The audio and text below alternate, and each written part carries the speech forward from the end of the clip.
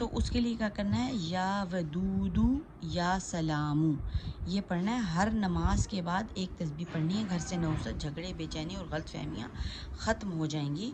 तो अगर हम इन चीज़ों का एहतमाम नहीं करेंगे और बस सिर्फ गिले शिकवे करते रहेंगे कि जी ये हो गया, वो हो गया, वो हो गया, तो जैसे हम बीमार होते हैं, बीमारी के लिए हम दवाई खाते हैं या फिर कोई रूहानी इलाज करते हैं, इसीलिए व्यूअर्स हमें घर से नौसत और गलतफहमी के ख़ात्मे के लिए भी हमने कुछ ना कुछ तो सद्देबाब करना है ना। इसके बगैर तो नहीं कि बैठे बिठाई जो है हमारे काम हो जाएंगे।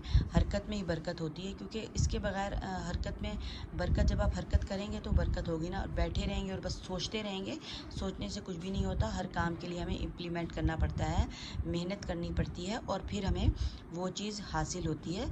जैसे खाना नहीं खाएंगे, बैठे रहेंगे तो भूख से मर जाएंगे ना। तो इसीलिए व्यूअर्स जो है दुआएं भी इसीलिए हमें करनी चाहिए। सुबह शाम की दुआ